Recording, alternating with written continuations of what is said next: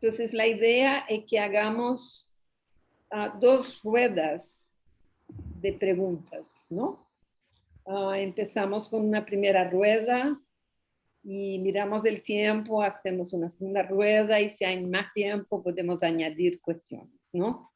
De acuerdo. Y decidimos que vamos en la primera rueda, vamos a empezar con Claudia, con Túnez, vamos a seguir con Marcela y después Mónica también tendrá preguntas, ¿no? Y la idea que cada una va a hacer preguntas desde una mirada distinta que pueda ofrecer al público, especialmente al público de fuera de Ecuador, ¿no? Una visión de muchos puntos de vista del proceso electoral,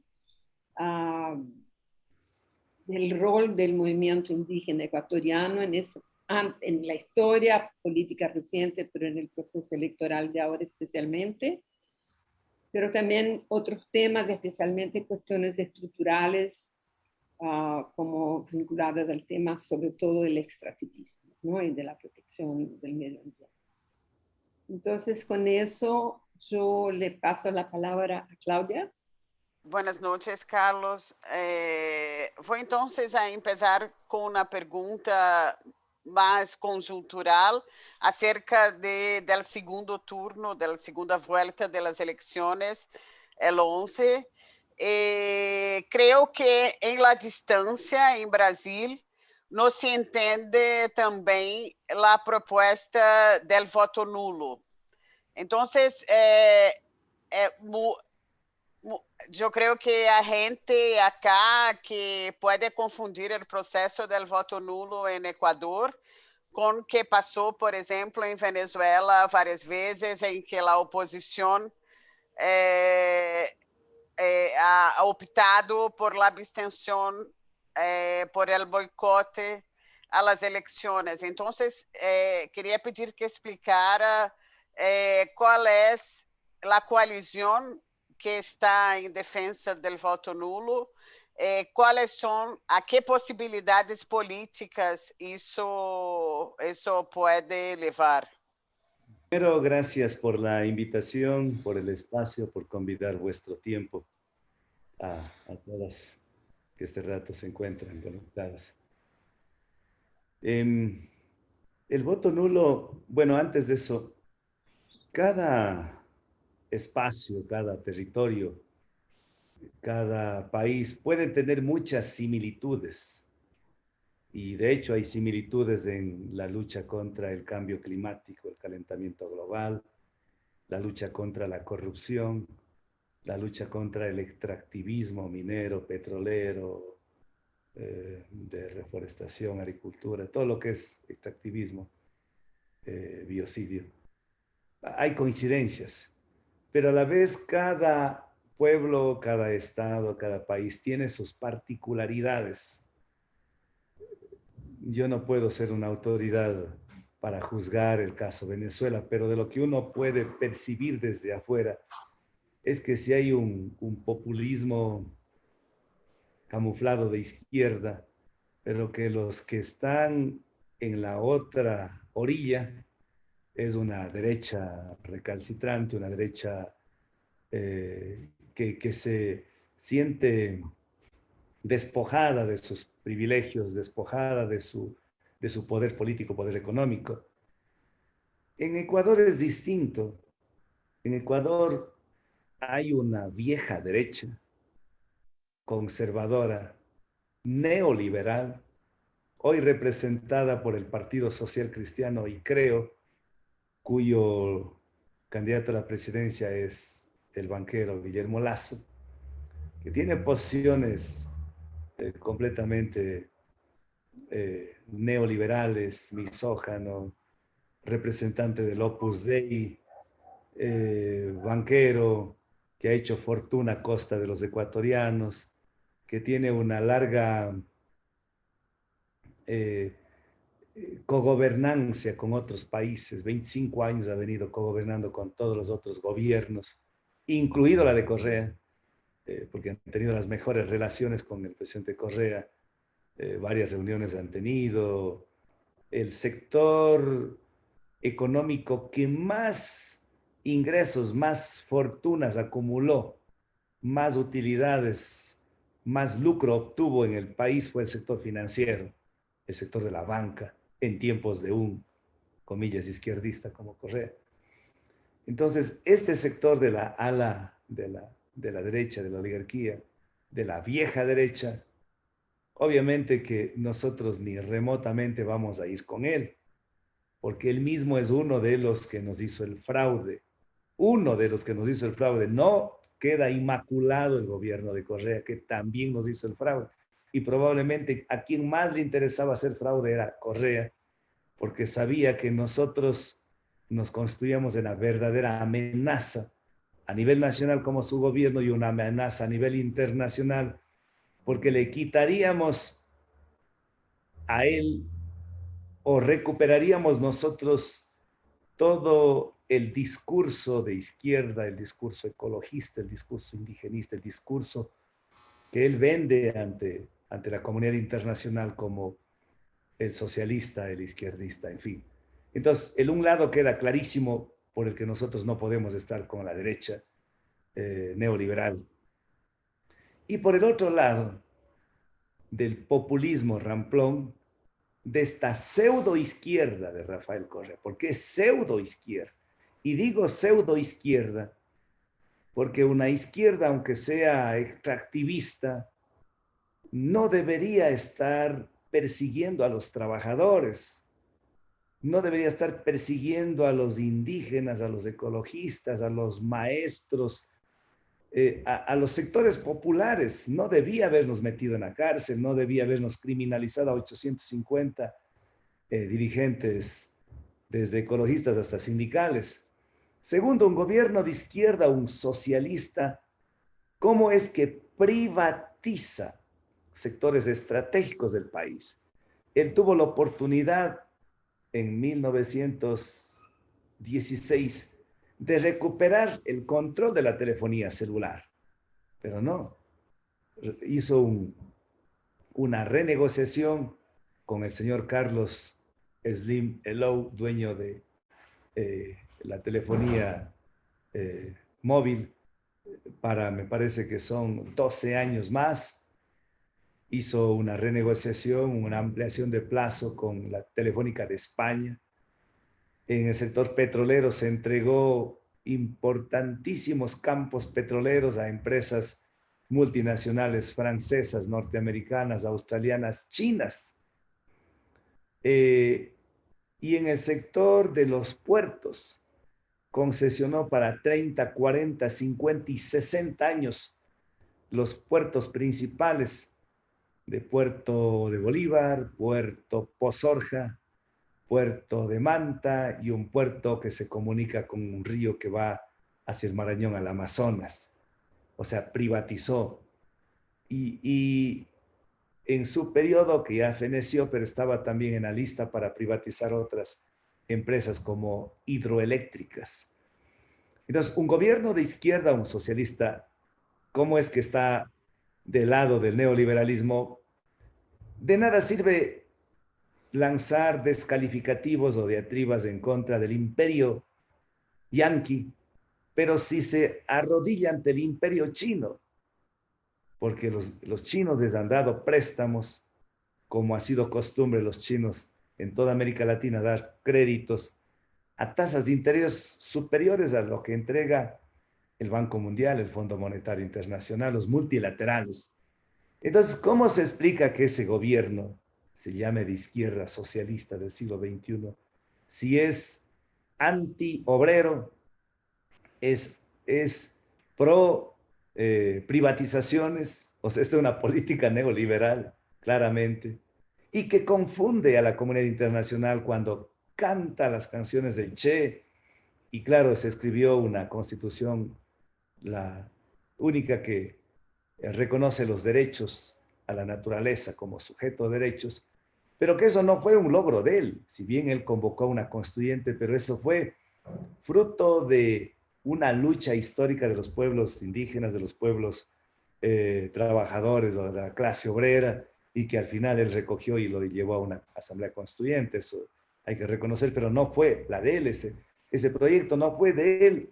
El proyecto del Yasuní, de dejarle bajo tierra en el subsuelo todo el sector hidrocarburífero. ¿Y para qué hablar en el tema ecológico, en donde es nuestro fuerte? Y ahí va la diferencia mayúscula, porque nuestra propuesta, entonces, para ir resumiendo, no se encaja con la política conservadora neoliberal, ni con la política de la nueva derecha, de los nuevos ricos, de este populismo que está alineado en los conceptos, en las realidades, en la parte fáctica, con las mismas políticas neoliberales. No podemos, porque nosotros somos de una tercera vía, que incluso quisiéramos, esto les invito a ustedes a pensar y repensar en cambiar los paradigmas. Los paradigmas coloniales de la izquierda y la derecha creo que deberían ser trastocados y cambiar los paradigmas por el biocentrismo y el mercadocentrismo. Es decir, nosotros apostamos para que la vida esté en el centro giren alrededor de la vida, la ciencia, la investigación, el trabajo, todo alrededor de la vida, y no la vida, las personas, todo alrededor del extractivismo, alrededor del mercado, alrededor del capital. Entonces ahí marcamos nuestra diferencia. En consecuencia, nosotros no podemos estar con ninguna de las dos, porque además las dos son corruptas, las dos son extractivistas, las dos son patriarcales, las dos son coloniales, las dos visiones son en definitiva la misma de los de siempre, y nosotros que venimos con una sincronía entre la sabiduría de los pueblos originarios y toda la nueva corriente de los jóvenes de la ecología, se ha fusionado ahí en la sacralización de la madre naturaleza, se ha fusionado todo el cuidado del planeta, el cuidado de la tierra, de la madre tierra, el cuidado de la Pachamama, de la naturaleza. Y creo que ahí marcamos una diferencia abismal, pero completamente distinta, diferente a esa política colonial, en donde se olvidan de las mujeres, a ellos les vale las políticas de las feministas, poco o nada hablan de los femicidios, del maltrato a la mujer, poco o nada de los derechos a la naturaleza, del cuidado de la vida, desde los animalitos hasta lo que es la vida en sí, en todas sus manifestaciones. Entonces, nuestro voto nulo es además primero como una opción democrática para marcar una diferencia con ellos, que no somos lo mismo que ellos, y segundo, como un castigo al fraude electoral, que fue un fraude a todas luces, comprobado hasta la saciedad. Los únicos que no quisieron ver el fraude electoral fueron estos dos partidos, que además, cuando pedimos que la Contraloría General del Estado haga una auditoría al sistema informático, y cuando pedimos que se haga una investigación penal por el fraude electoral a la Fiscalía, pusieron el grito en el cielo y le amenazaron a la Fiscalía y al Contralor de destituirles, porque va a interferir el proceso electoral, tanto el candidato del correísmo como el candidato del neoliberalismo. Esto nos marca, o más bien nos hace que nosotros nos desmarquemos de esas dos opciones y mantenernos pues al margen,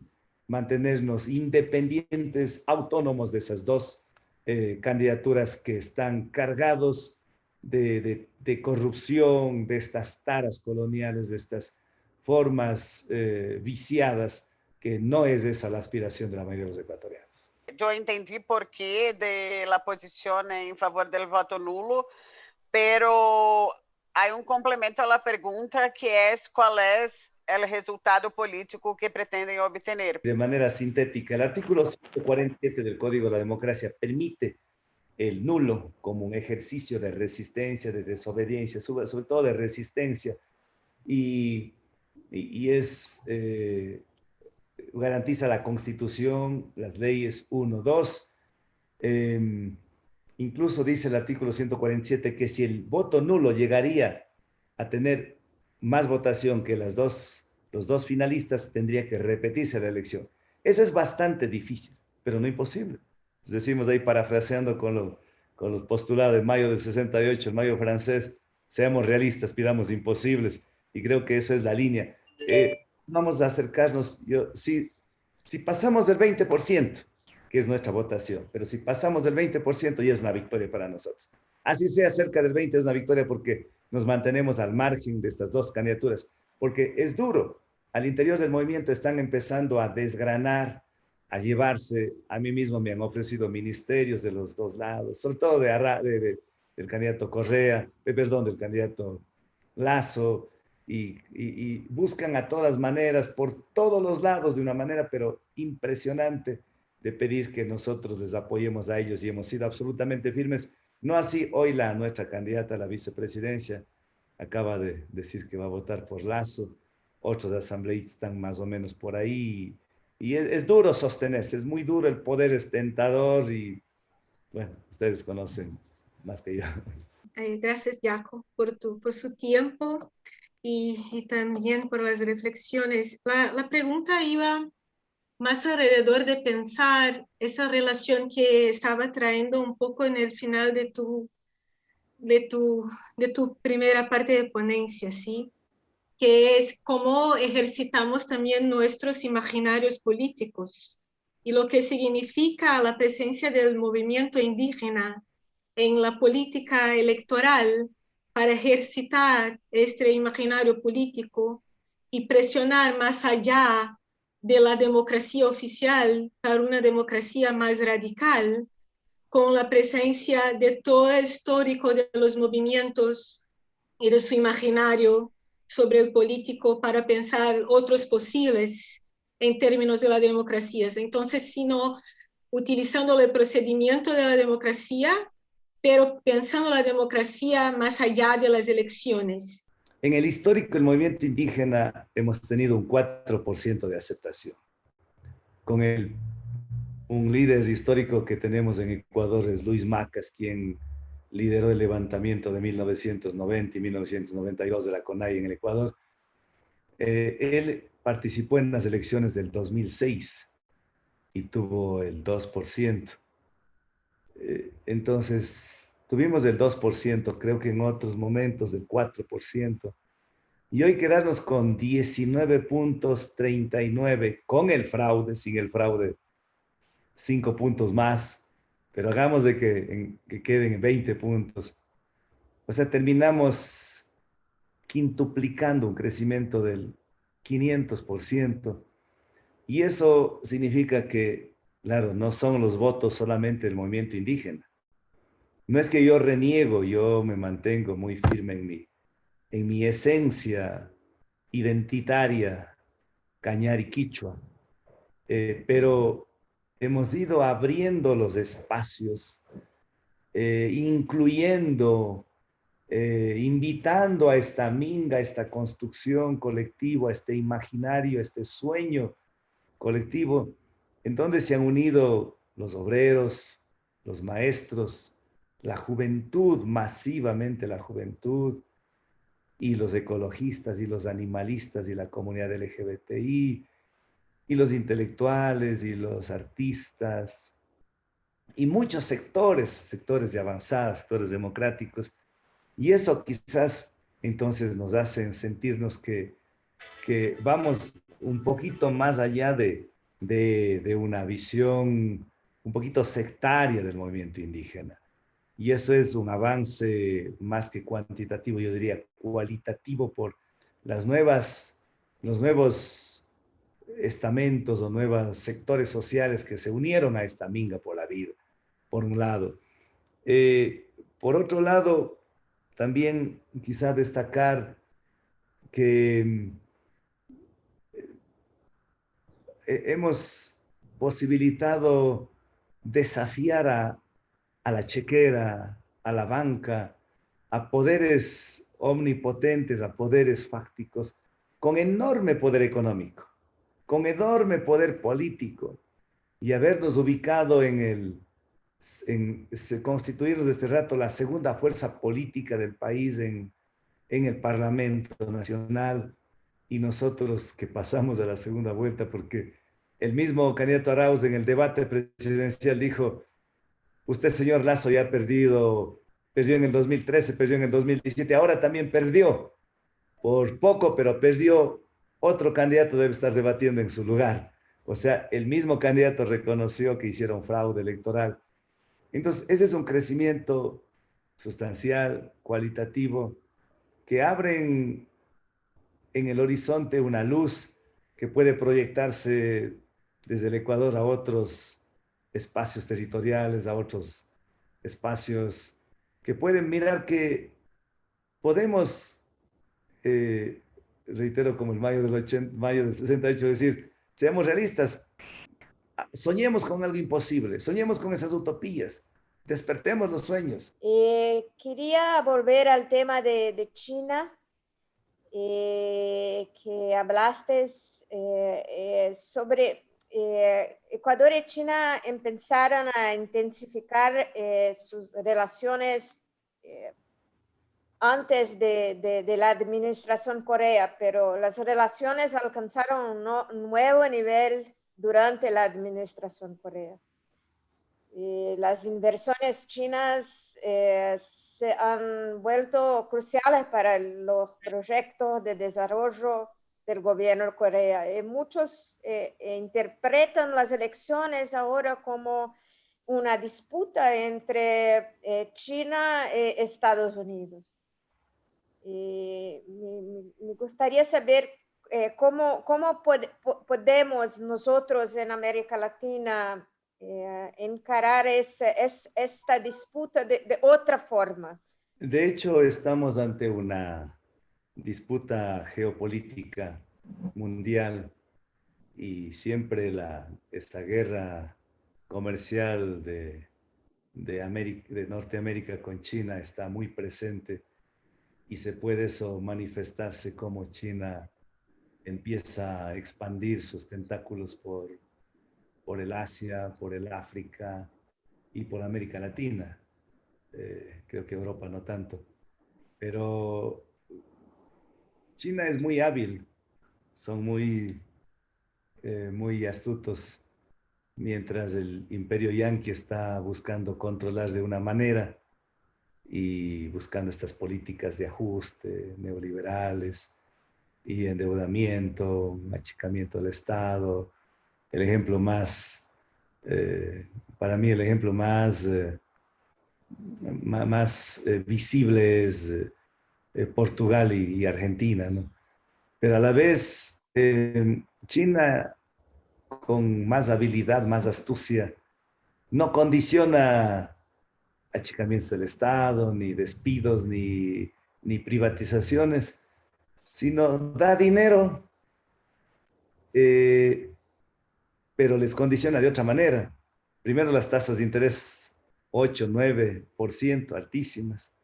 Segundo, da dinero para que el Estado invierta en lo que sea. No le está diciendo invierte en esto. Y sobre todo, la inversión china ha sido en proyectos extractivistas. Minería, petróleo, hidroeléctricas. Pero ahí vienen otros condicionantes. Los chinos, hemos visto las experiencias en Venezuela, en Bolivia, en el Ecuador y en muchas latitudes, en donde vienen con sus propios técnicos, vienen con su propia maquinaria. Hasta los cocineros traen los chinos para que vengan a laborar acá en los países de la periferia. Es decir, no se genera fuentes de trabajo para los países nacionales. No se reactiva como debería ser la economía, como quisiéramos que eso suceda, no.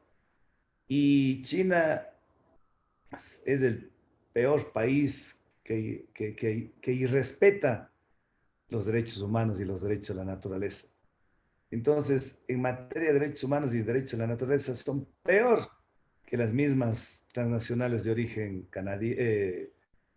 canadienses o europeas sobre todo. Y eso es una pena porque en esa disputa geopolítica mundial, China va ganando terreno y va ganando terreno y controla y tiene plata y tiene sus inversiones, con sus capitales, con sus empresas nacionales, privadas, en todo el mundo repartido. Y esa disputa entonces se ve también aquí en el Ecuador reflejado. Y claro, entonces los unos por ser los anti-yanquis, anti-capitalistas no podrían ser porque China es capitalista, anti-norteamericanos se van por China, pero igualmente se someten a contratos con cláusulas confidenciales que no sabemos ni siquiera en qué consiste. O sea, los peores negociados que se ha hecho en el gobierno de Correa en materia de negocios comerciales ha sido con la China, porque ahí hay cláusulas en estos contratos que no sabemos porque son confidenciales, es decir, son secretas. No hay cómo saber qué mismo consta ahí. Y son preventas petroleras y a un precio del petróleo a precio de gallina con peste, gallina robada, decimos en el argot ecuatoriano.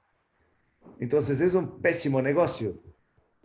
Ahí podríamos decir, parafraseando la canción de Piero, de Guatemala a Guatepeor, de los yanquis a los chinos, nos vamos a catapultar en peores condiciones y eso es el fracaso de la política económica en el país, el fracaso de la política ambiental, porque el extractivismo se ha metido con sus colmillos hasta los lugares más recónditos de nuestros países, llámese Perú, Bolivia, Nicaragua, Venezuela, Argentina, Uruguay mismo, Brasil mismo.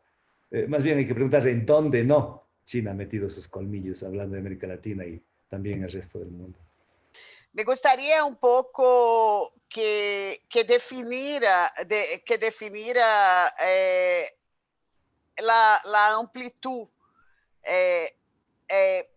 el programa del movimiento de la CONAI, del movimiento indígena en Ecuador, ¿qué puntos de similitud y de diferencia pueden tener con otros políticos y movimientos indígenas en América del Sur? Pues yo creo que los pueblos indígenas tenemos muchos temas en común. Uno,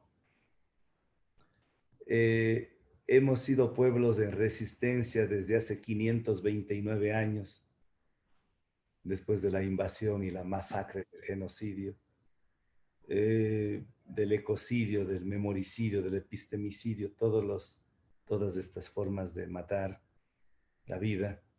Segundo, hemos sido pueblos desplazados de nuestros territorios.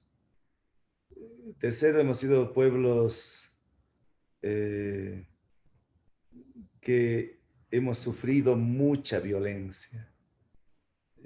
Violencia, vuelvo a lo inicial, desde lo cultural, desde los epistemicidios hasta los genocidios. Por el extractivismo petrolero en el Ecuador se perdieron muchas culturas, muchos pueblos. Desaparecieron del planeta los sanzahuaris y los petetes. Solo quedaron ahí recuerdos de los campamentos petroleros. Y eso también ha pasado en el Perú y eso ha pasado en el Brasil. Y a la vez también nos es común que somos pueblos que apostamos por la libre determinación, es decir, la potestad de tener en nuestros territorios para decidir nuestro destino, construir nuestro futuro.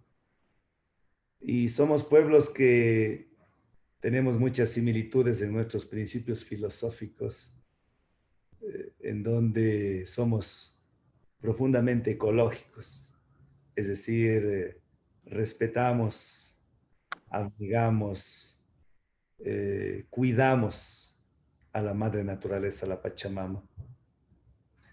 Y somos profundamente comunitarios. Tenemos sueños en común y hacer comunitarios también territorios en común. No hay propiedad privada ni propiedad pública, sino una propiedad común de todos los comuneros. y estamos regidos por algunos principios filosóficos como la reciprocidad, el dar y recibir, la solidaridad que nos abrazan a los pueblos, y la complementariedad, a pesar que el colonialismo ha sido tan tenaz que llegó a enraizar el machismo, el patriarcalismo en las comunidades, pero en algunas todavía queda la complementariedad del respeto, de la paridad entre los hombres y las mujeres. Somos integrales, no nos fraccionamos en todos los temas de investigación de la ciencia. Es una visión más integral, holística, relacionados. Plurinacionales, porque hay muchas nacionalidades. Una nacionalidad sobre todo se distingue de un pueblo y de otros por la lengua. Tener una lengua es una construcción de centenares de años, de miles de años. Se diferencia de un sindicato que podemos hoy constituirnos de un poderoso sindicato. Y quién sabe, ese sindicato pueda tener años dorados, pero en una década, en algunas décadas, puede terminarse y se acabó. En cambio, un pueblo se mantiene por su cultura, por su lengua, por su educación, por su filosofía, por sus ciencias, por sus técnicas, por todos sus epístemes, mitos, ritos. Son temas en común que tenemos los pueblos indígenas. Ahora, tenemos también algunas distensiones o diferencias. Primero, el área geográfica, ¿no? No es lo mismo el Ecuador, que es un país pequeñito de 276,000 kilómetros cuadrados, con apenas cerca de 18 millones de habitantes, frente a un Brasil de 220 millones de habitantes, y ni sé cuántos kilómetros cuadrados tienen ustedes, pero debe ser unas 25 territorios del Ecuador. Por lo tanto, las distancias geográficas gigantes, donde no se puede unificar, acá fue un logro a raíz del levantamiento del 90 y la constitución en 1985 de la CONAIE. Fue algo que unificó a pueblos de la sierra andina, de la costa, del litoral y de la Amazonía. Eso logró articular, estructurar y consolidar. No así, reitero, las diferencias geográficas de otros países. Mismo Perú, que es grande, ¿no? Pero Perú, en cambio, creo que, perdón, no debo atreverme a hablar de otros países sin conocer bien, pero supongo que una de las líneas que quedó marcada y que desprestigió tanto al movimiento indígena en el Perú fue entrar, hacer coalición con la guerrilla, y la guerrilla desvirtuó después esos postulados ideológicos soñadores que tuvieron en un inicio, que luego se desnaturalizaron, se degeneraron y cayeron en la violencia, y que un flaco favor hizo la guerrilla en Perú, en Colombia, y claro, estamos donde estamos, pero por ahí más o menos. Lo que significó la presencia de los pueblos indígenas en Ecuador en las elecciones ahora es mucho más que apenas para los pueblos indígenas, ¿sí? Que es justo presionar para esa democracia más radical. Entonces la pregunta es un poco reflexionar cómo eso también está conectado con una política que esencialmente es una política anti-extractiva, ¿sí? Porque el extractivismo está en bases de esa política oficial que tenemos tanto para la derecha como para la izquierda, y es un tipo de política que segrega, que separa para dominar, exactamente en las relaciones de privatización que también ya había hablado. Entonces, yo quería pedir que reflexionara un poquito esa relación anti-extractivista en la política en Ecuador, y como eso también mismo para países distintos, ¿sí? Y más grandes que Ecuador, como en el caso de Brasil, también puede servir como un ejemplo de posibilidad de se organizar. Sin duda, primero, haber tenido esa votación, creo que hay un mérito quizás, que es la articulación de o la coalición de muchos sectores, ¿no? Siempre decimos que entre los débiles hay que unirnos, entre las minorías tenemos que unir para ser fuertes. Y si hubiésemos sido muy sectarios, solo indigenistas, los ecologistas, los ambientalistas, los profesionales, la gente de la urbe, de la ciudad, probablemente no nos apoyaba y hasta podía darnos las espaldas. Eso creo que es un mérito de haber logrado articular, sincronizar, haber abrazado a todas estas formas de expresión que buscan reivindicar sus derechos. Como usted bien indica, buscamos también la democracia radical y somos radicales en temas ambientales también. Y esa democracia radical que denunciamos justamente por haber caído en esta democracia colonial, oficial, burguesa, que tienen, con la plata, logran arrodillar a jueces de los organismos electorales, con la plata logran comprar conciencias, con la plata logran tener adeptos y tener militantes y tener votos, desde conseguir el apoyo ciudadano hasta despojar de los votos a través de un fraude electoral. Entonces, obviamente que ahí estamos ante una democracia de ficción, una democracia de papel muy débil institucionalmente.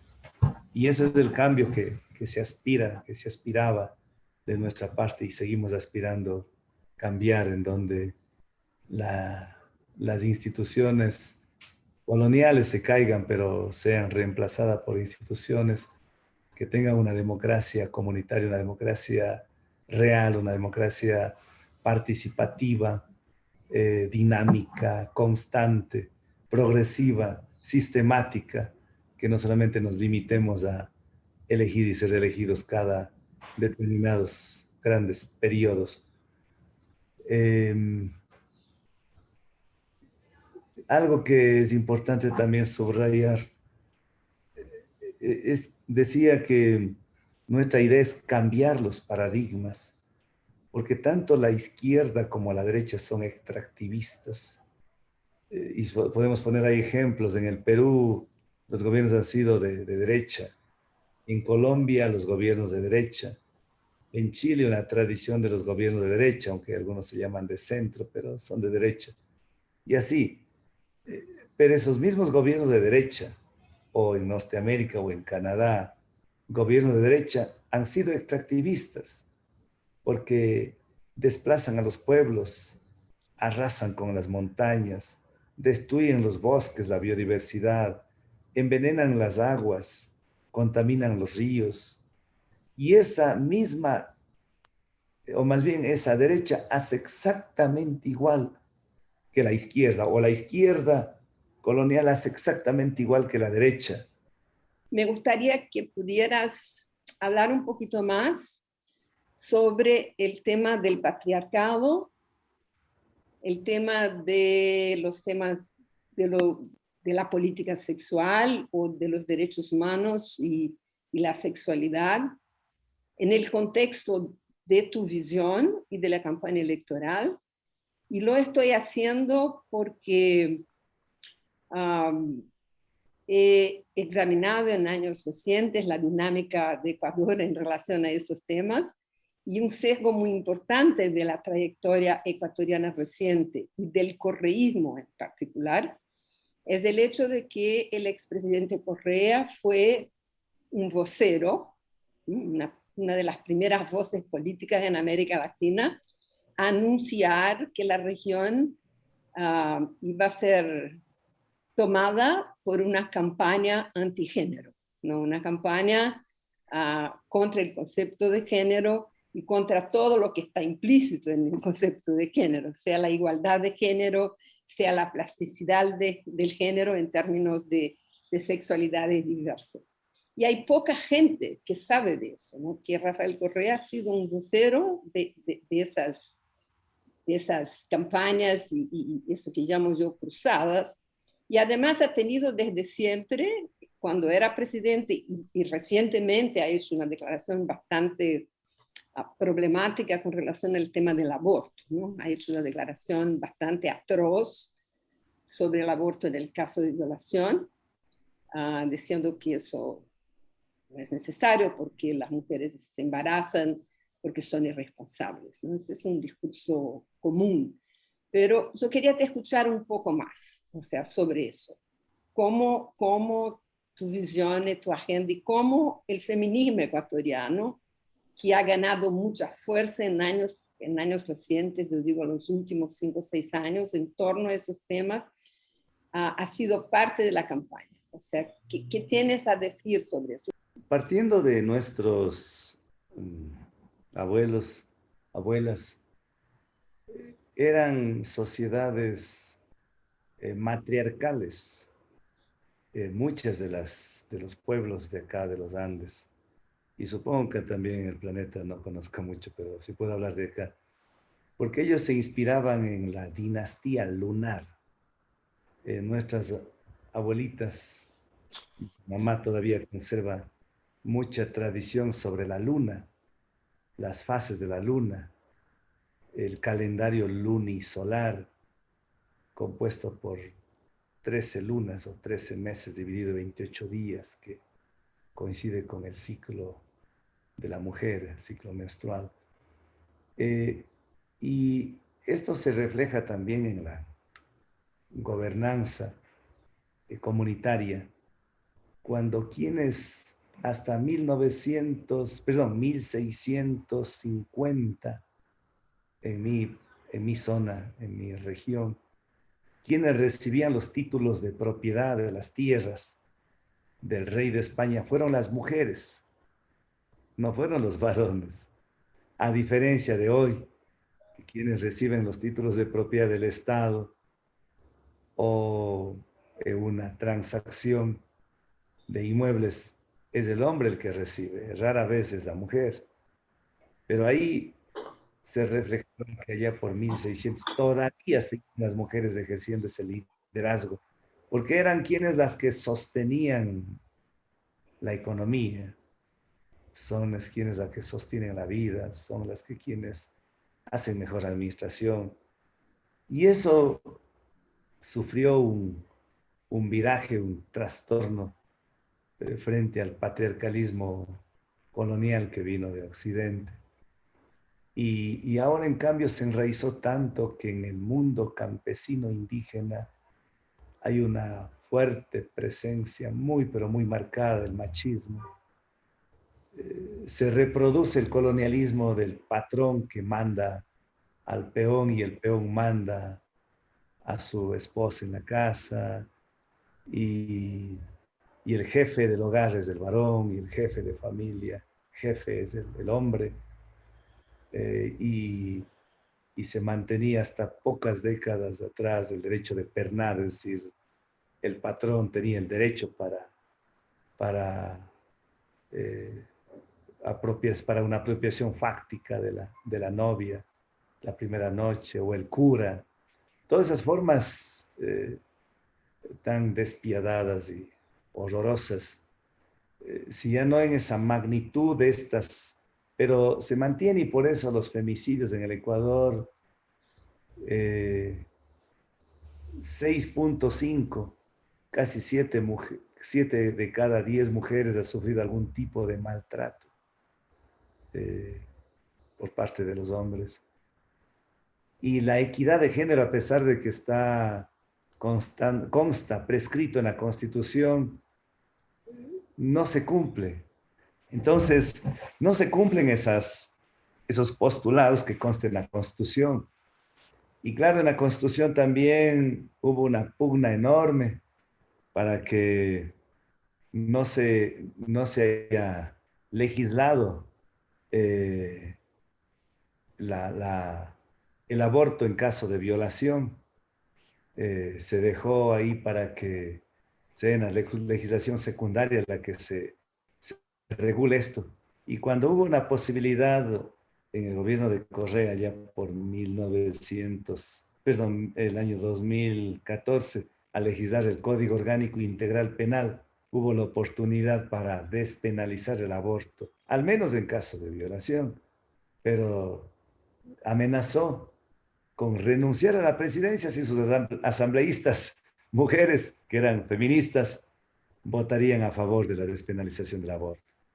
Y las mujeres feministas terminaron sucumbiendo ante el patriarca de Correa. Y bueno, las expresiones de él han sido muy cargadas de machismo, misógino, lanzando sus bromas machistas hacia las mujeres. Y recientemente incluso se jacta cuando yo hice una expresión de que hay que despenalizar el aborto en caso de violación y algún criterio más. Él dijo, ahí está el candidato Yacu Pérez en contra de la vida, es pro aborto. Y así, entonces él sacando pecho, así diciendo, nosotros somos pro vida. Entonces, son esas características, ¿no?, que se reflejan en nuestra sociedad ecuatoriana. Entonces, me gustaría escucharte sobre América Latina, sobre las posibilidades de cooperación entre los estados, cómo salir de esta crisis, y también sobre las posibilidades de cooperación entre los grupos, movimientos, partidos de izquierda. Gracias. La única condición para un debate debería no ponerse condiciones. Y si algo queremos ser constructivos es no caer en el fundamentalismo, ¿no?, en las posiciones dogmáticas, en esas posiciones que no aceptan al otro como distinto y que le miran, por tener un criterio distinto, lo miran como adversario, o más que adversario, como enemigo. Y ahí vienen los descalificativos, como ahora se me ha acusado que soy agente de la CIA. Algo que nos causa una risotada, agente de la CIA. Como nos dicen que, pues, que estamos con la derecha, como ignorando todo mis orígenes, porque yo vengo de orígenes profundamente marginales.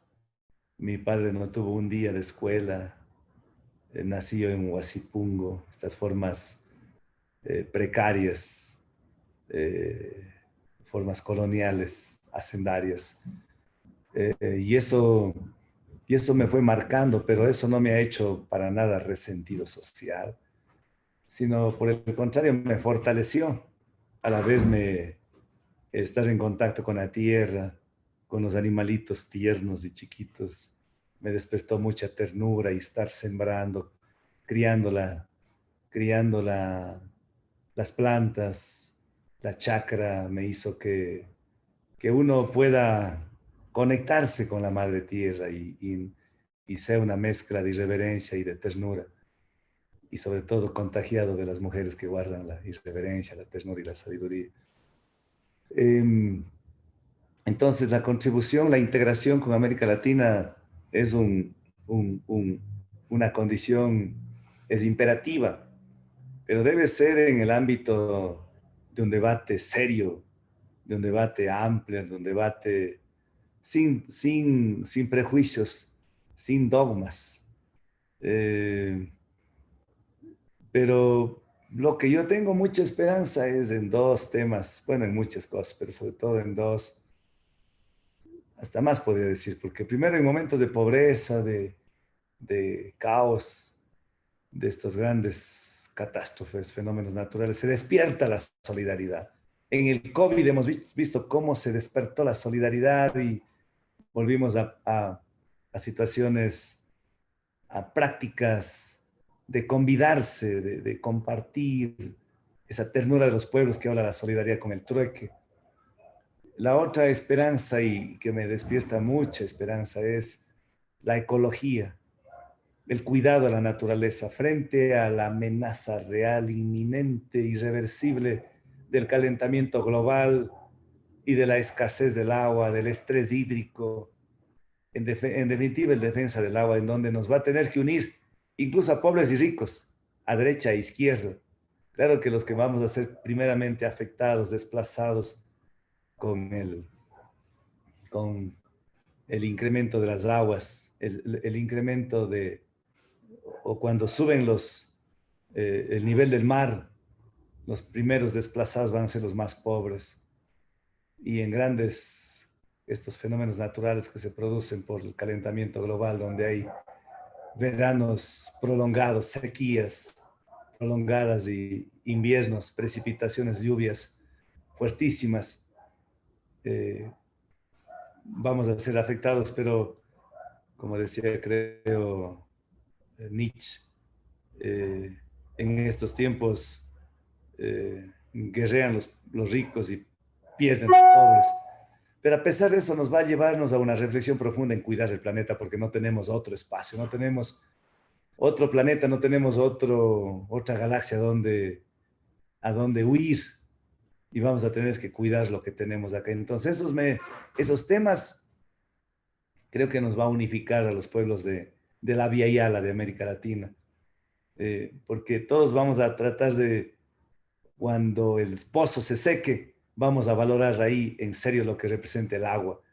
Cuando estemos todos colmados de sed, vamos a ver y vamos a ganar conciencia en la defensa del agua. Cuando haga unos calores del infierno, vamos a despertar la conciencia de que tenemos que sembrar más arbolitos y cuidar los chaparros y los bosques, la biodiversidad.